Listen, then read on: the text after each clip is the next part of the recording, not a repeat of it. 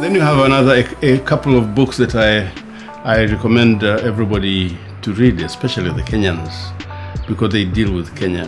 Britain's Gulag, which is written by Caroline Elkins, and Histories of the Hanged by David Anderson, which really deal with what was called the Mau Mau pipeline, the pipeline during the emergency in the early 1950s when Britain imposed a terrible regime, a gulag really, on the Kenyan nationalists. Anybody who was suspected of being anti-British, who could have been involved in any way whatsoever with the Mau Mau, was rounded up.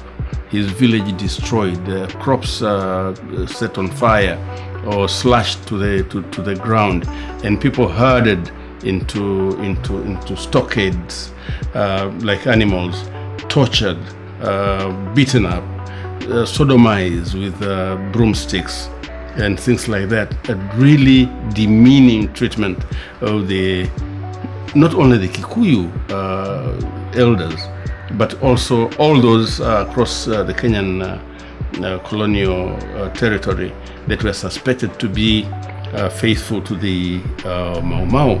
We know that eventually the leaders of Mau Mau, especially Dedan Kimathi, were hanged, and people who really had nothing to do with the Mau Mau uprising, nor with any serious nationalist uprising against the British, eventually took over power in Kenya, and they have been ruling over Kenya ever since. I recommend these two books, Histories of the Hanged and Britain's Gulag, as very informative books and cataloging the atrocities and the brutalities of the British in Kenya.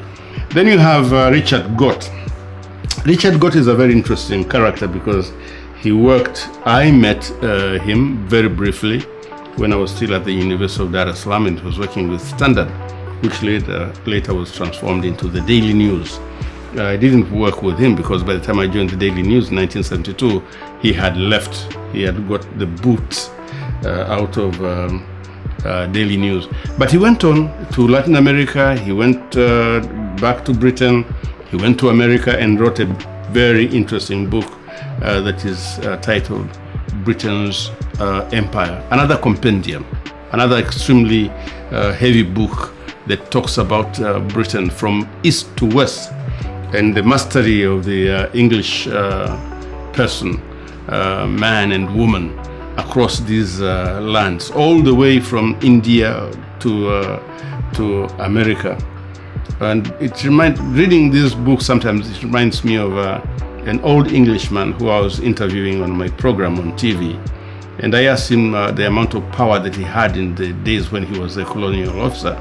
And he was saying, I said, you must have been close to maybe God's assistant. He said, no, I was not God's assistant. I was deputy God, where I served in Tarime and Bukoba, because at the age of 20, as a young man from England, I could go to the Tarime,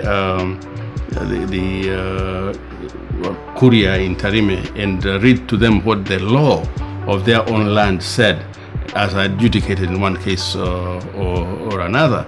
And he said we could do it because when we were young boys, we go into the first class, and the headmaster comes before us and says, good morning, boys, and we say, good morning, sir, and he says, boys, I want you to know that you are special because you were born English, and that means that you have won the first lottery in life.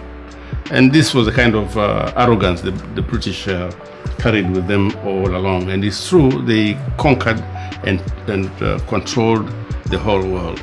And Richard Gott in this book describes how even George Washington, the hero of the American Revolution and America's independence, was in reality, before he became president of the United States and before the rebellion of the colonies in America, was a militiaman in Virginia, and his pastime was going around killing Indians to collect their scalps. That's the hero of the American revolution. You got a time, what else you need? They feed you dirt, so don't bite it, black and grit your teeth. If you shy, show you how to go and pitch your peeves. Cause this life is AB, you blind, I make you see.